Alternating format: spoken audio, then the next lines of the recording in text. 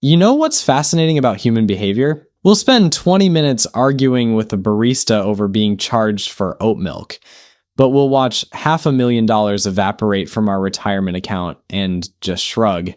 I watched my neighbor nearly have a breakdown last week because his gym raised their monthly fee by $3.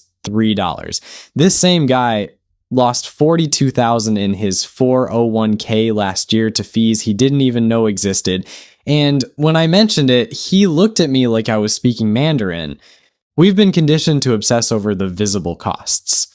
The Netflix price hike, the Starbucks latte, the Amazon Prime subscription. Meanwhile, there are three massive wealth-destroying fees operating in the shadows, silently compounding against you every single day, and most people will go their entire lives without ever spotting them. These aren't taxes. You can see taxes. Taxes hurt because you have to physically write a check or watch a chunk disappear from your paycheck. These fees are worse precisely because they're invisible. They're automatically deducted, never questioned, and they don't just cost you money today, they cost you decades of compounded growth. Here's what nobody tells you. By the time you notice these fees, they've already stolen more from your future than you'll probably earn in 5 years of working. Maybe 10. I'm going to show you exactly where to look, how to calculate what you're actually losing, and most importantly, how to plug these leaks before they sink your entire financial ship. Let's start with the fee that sounds the most harmless but causes the most damage, the investment fee, the expense ratio, the advisor's cut. Whatever you want to call it, it's the same scam dressed up in different suits. You open your 401k statement and somewhere buried in the fine print, you see a number. Maybe it's 1%, maybe it's 1.5%, and your brain does what it's been trained to do. It thinks, that's basically nothing. It's just 1 penny per dollar. Wrong. Catastrophically wrong. When you buy a house and pay a 1% fee, that's a one-time transaction cost. You pay it once, you move on. But investment fees aren't transactional. They're parasitic. That 1% fee isn't charged once. It's charged every single year on your entire balance, whether the market goes up, down, or sideways. Your money grows and the fee grows with it. You never escape it. It's a permanent tax on your wealth that you somehow agreed to pay. Let me show you the actual math, because this is where it gets horrifying. Let's say you're 35 years old, you decide to invest $10,000 every year for the next 30 years. The market historically returns about 8% annually. Now let's run two scenarios. Scenario A, you invest in a low-cost index fund with a 0.04% expense ratio. After 30 years, you end up with roughly $1.2 million. Scenario B, you invest in an actively managed mutual fund with a 1.5% expense ratio. Or maybe you hire a financial advisor who charges 1% and puts you in funds that charge another 0.5%. Same contributions, same market returns. After 30 years, you end up with about $900,000. Read that again. Same exact investments, same amount of money contributed, same market performance, but one path leaves you with $300,000 less. That tiny 1.5% fee didn't shave 1.5% off your returns. It destroyed 25% of your wealth, a quarter of your life savings handed over to Wall Street for the privilege of them holding your money. John Bogle, the guy who invented index funds, called this the tyranny of compounding costs. Wall Street is like the house in a casino. They don't need to win big. They just need to take a small slice of every transaction over and over for decades. And by the end, they own a massive chunk of the pot. Except in this casino, you're playing with your retirement, your kid's college fund, and your ability to not eat cat food when you're 75. So where do you actually find this number? Pull up your 401k statement right now. Look for something called the expense ratio. If you're in target date funds, mutual funds, or anything actively managed, you're probably paying somewhere between 0.5% and 2%. If that number is over 0.5%, you're being robbed. Switch to index funds, Vanguard, Fidelity, Schwab. They all offer funds with expense ratios under 0.1%. That difference alone could be worth $500,000 over your lifetime. Now let's talk about the second silent fee, and this one is even sneakier because it doesn't feel like a fee at all. It's the cost of doing nothing. It's the inflation tax. It's what I call the melting ice cube. You've got money sitting in a checking account. Maybe it's your emergency fund. Maybe it's just cash you haven't figured out what to do with yet. The balance says $50,000, you check it next month, still $50,000, you feel safe, you feel liquid. But here's what's actually happening. That $50,000 is a block of ice sitting on your kitchen counter. The number on the scale doesn't change, but the block is shrinking. You don't see the water dripping off because inflation doesn't send you a bill. It just quietly erodes your purchasing power every single day. Let's say inflation is running at 3%. That's higher than the Fed's target of 2%, but historically common. That's considered normal and healthy. At 3% inflation, your cash loses half its value every 24 years. If you're 30 years old and you keep $50,000 in a checking account earning basically zero interest, by the time you're 54, that money will only buy you what $25,000 buys today. You didn't spend it. You didn't lose it in the market. It just evaporated. But the real crime isn't inflation itself. It's the opportunity cost of holding cash in the wrong place. Right now, high-yield savings accounts are paying 4% to 5%. The stock market historically returns 8% to 10%. If you're keeping $50,000 in a checking account that pays 0.01% interest, you're volunteering to lose about $2,500 a year. That's over $200 a month you're paying for the convenience of banking with whoever you randomly picked when you were 19. That brings us to the third fee, and this one is the hardest to admit because it means looking in the mirror. It's the behavioral gap. It's the cost of being human. It's the price you pay for your own emotions, and it's staggering. There's a famous study called the Dalbar Investor Behavior Study. Every year they compare what the market actually returned versus what the average investor actually earned. The S&P 500 averages about 10% annually over long periods. You'd think investors in the S&P would get close to that, right? Wrong. The average investor earns somewhere between 6% and 7%. Where did the other 3% to 4% go? Human behavior. Panic selling when the market crashes, FOMO buying when everything's already expensive, sitting on the sidelines waiting for the perfect entry point that never comes. This is the timing fee, and it's the most expensive fee of all because you can't blame Wall Street for this one. Here's how it plays out in real life. The market crashes, it's March 2020, COVID just shut down the world. The S&P 500 drops 34% in 5 weeks. Your portfolio that said $200,000 now says $132,000. You can't sleep. You're watching CNBC at 2 a.m. Every expert is screaming that this is just the beginning. Your hands are shaking as you log into your brokerage account. You click sell, all of it. You move everything to cash. You tell yourself you'll buy back in when things stabilize. Fast forward 4 months. The market has not only recovered, it's hitting new all-time highs. Your $132,000 in cash is still $132,000, but if you had done absolutely nothing, if you had simply closed your laptop and gone for a walk, that money would be worth $210,000. By trying to protect yourself, you locked in a $78,000 loss that didn't need to exist. That is the timing fee. You just paid nearly 80 grand for the privilege of feeling like you were doing something. And here's the thing that really stings. That same person who panic sold their entire portfolio in March was probably the same person who got excited and bought a bunch of tech stocks in November 2021 when everything was at peak valuations. Buy high, sell low. The exact opposite of what you're supposed to do. The market doesn't charge you for this mistake. There's no line item on your statement that says emotional decision fee $78,000. It just happens silently in the background while you convince yourself you made the smart move. Now, I'm not saying you're stupid for feeling this way. This is hardwired into your brain. Loss aversion is real. Studies show that the pain of losing $100 is roughly twice as intense as the pleasure of gaining $100. Your brain is literally designed to panic and run when numbers go down.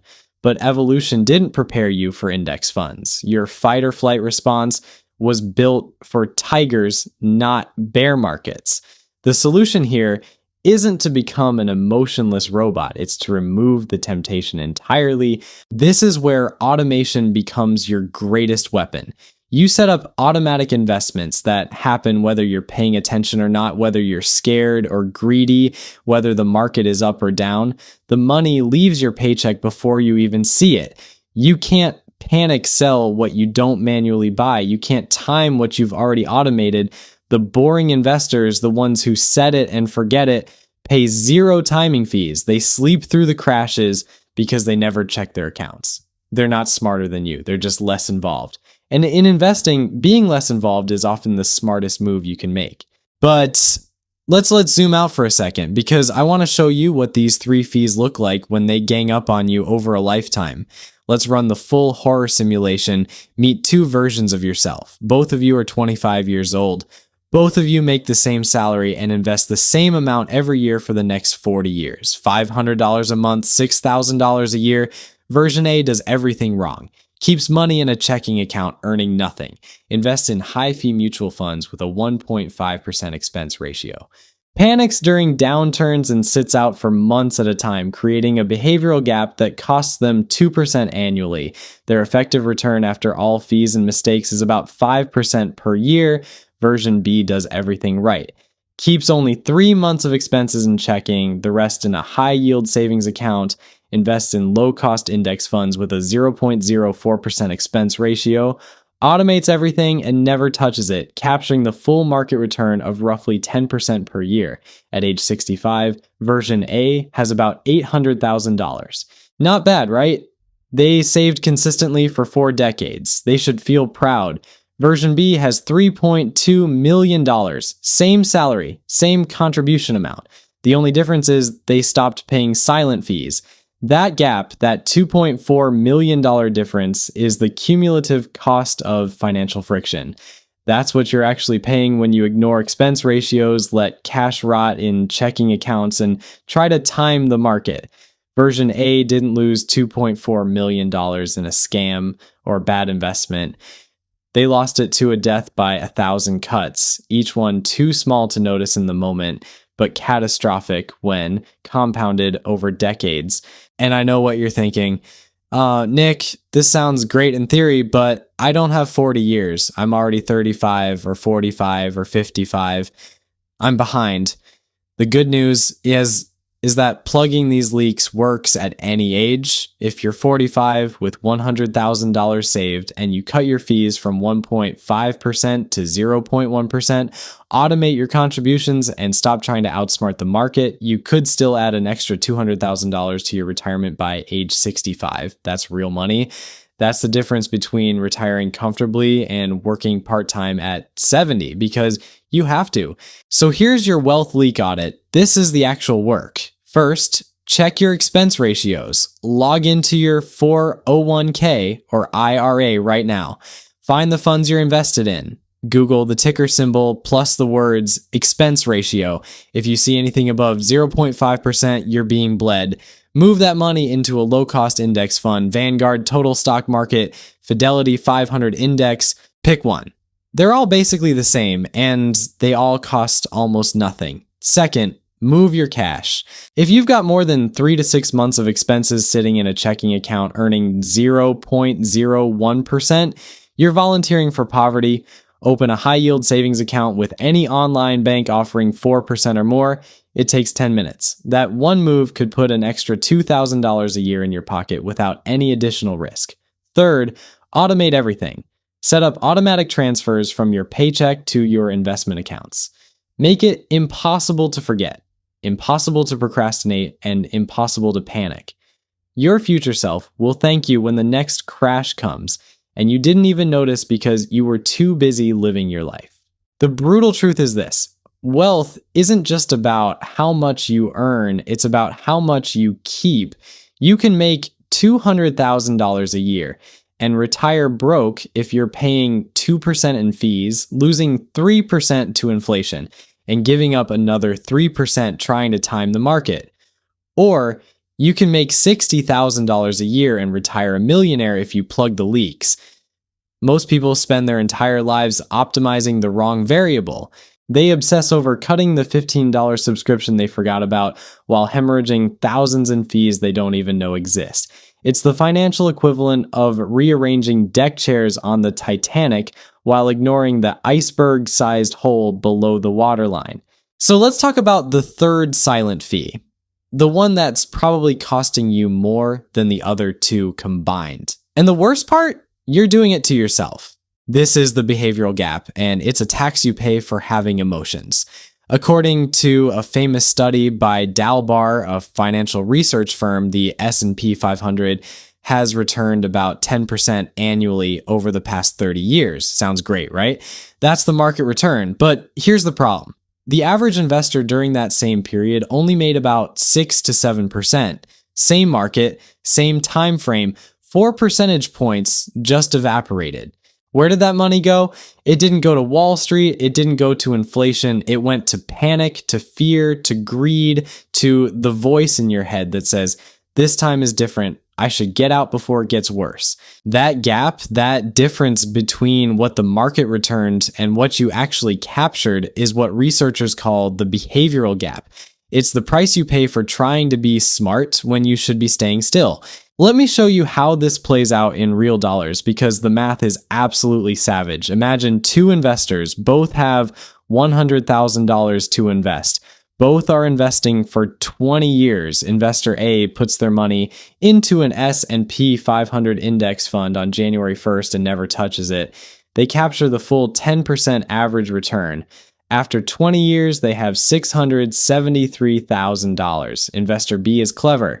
They read the news, they watch CNBC, they have opinions about interest rates and the Fed and whether we're heading into a recession. They get nervous during downturns and pull their money out. They get excited during rallies and jump back in. They miss just the 10 best days in the market over those 20 years because they were sitting in cash waiting for the perfect moment to buy back in. Their return drops to 6%. After 20 years, they have $321,000. Same starting amount, same time horizon. Investor B has half the money. That's not a rounding error. That's not bad luck. That's a $352,000 fee for having human emotions. And it gets darker. What if you're not just trying to time the market, but you're sitting on the sidelines entirely waiting for the crash? Let's say it's 2021, the market feels too high. Everyone is talking about bubbles. You decide to wait. You'll invest when it drops 20%. Smart, right? Except the market goes up another 25% in 2021. Then it crashes 18% in 2022. Perfect. You buy the dip. You feel like a genius. But even buying the dip perfectly, you're still 5% behind where you would have been if you'd just invested in 2021 and ignored the noise. You outsmarted yourself. This is the timing fee, and it's completely self-inflicted. Every day you sit in cash waiting for certainty, you're paying it. Every time you sell because things feel scary, you're paying it. Every time you buy because everyone else is buying and you don't want to miss out, you're paying it. Warren Buffett has a quote that destroys this entire mentality. He said, "The stock market is a device for transferring money from the impatient to the patient." You are not competing against Wall Street. You're competing against your own impulse to do something. The only way to eliminate the behavioral gap is to remove yourself from the equation entirely. Automate your investments, set it and forget it. Make it so boring that you can't screw it up even if you tried. Because the second you give yourself the option to make a decision based on how you feel, you've introduced a leak that will cost you hundreds of thousands of dollars over your lifetime. So let's bring this full circle. You are fighting a war on 3 fronts, and most people don't even know the battle is happening. Wall Street is charging you fees that sound tiny but compound into fortunes. Inflation is silently eroding your cash while you think it's safe. and your own brain is sabotaging you every time you try to be clever. The good news is that once you see these leaks, plugging them is shockingly simple. You don't need a finance degree, you don't need to pick stocks, you don't need to time the market, you just need to stop volunteering to lose. Here's your action plan. Right now, today, log into your 401k or IRA, find your expense ratios. If any fund is charging more than 0.5%, move it to a low-cost index fund. Vanguard, Fidelity, Schwab, they all offer funds with expense ratios under 0.1%. Make the switch. That one decision could be worth $200,000 by the time you retire. Second, look at your cash. If you've got more than 6 months of expenses sitting in a checking account earning nothing, move it. High-yield savings accounts are paying 4 to 5% right now. That's not an investment. That's just using a better bank. If you have $30,000 sitting there, that's an extra $1,200 a year for doing absolutely nothing except clicking a few buttons. Third, automate everything. Set up automatic contributions from your paycheck straight into your investment account. Make it impossible to forget, impossible to procrastinate, and impossible to panic sell when the market drops. Your emotions are not your friend when it comes to investing. Treat them like a toddler with a credit card. Don't let them make decisions. Wealth is not about how much you earn. It's about how much you keep. You can make $300,000 a year and retire broke if you're paying 2% in fees, losing 3% to inflation, and giving up another 4% trying to outsmart the market. Or you can make $70,000 a year and retire a millionaire if you plug the leaks and let compounding do the work. Most people will never do this. They'll keep chasing returns, switching funds, checking their accounts daily, and wondering why they're always behind. But you're not most people. You watch this video, you see the leaks now. The only question is whether you'll actually plug them. The difference between dying rich and dying broke isn't usually one catastrophic mistake. It's 1,000 tiny decisions you never questioned because they felt normal. Paying 1.2% in fees because that's what your 401k offers, keeping cash in checking because switching banks sounds annoying, selling in a panic because watching your account drop 20% made your stomach hurt. None of these feel like life-altering choices in the moment, but compound them over 40 years and they're the difference between financial independence and working until you physically can't anymore.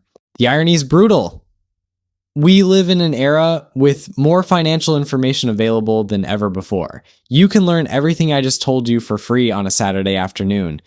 The tools to plug these leaks, index funds, high-yield savings accounts, automatic transfers, they're all sitting there waiting for you to use them. And yet, most people won't. They'll keep doing what they've always done because changing feels harder than staying the course, even when the course leads off a cliff. But here's what keeps me making these videos. Every so often, someone actually listens. They check their expense ratios and realize they've been paying 1.4% for a fund that does worse than the market. They move their emergency fund and watch an extra $100 show up every month for literally zero effort. They automate their investments and stop checking their account every time the market hiccups. And 5 years later, 10 years later, they look back and realize that one boring afternoon of administrative work was worth more than every overtime shift they ever worked. You can't control the market, you can't control inflation, but you can control whether you volunteer to lose, stop paying fees you don't have to pay, stop letting cash melt, stop trying to be clever when boring wins. The money you save won't feel dramatic today, but 30 years from now, when everyone else is wondering where it all went, you'll know exactly where yours went. It stayed with you.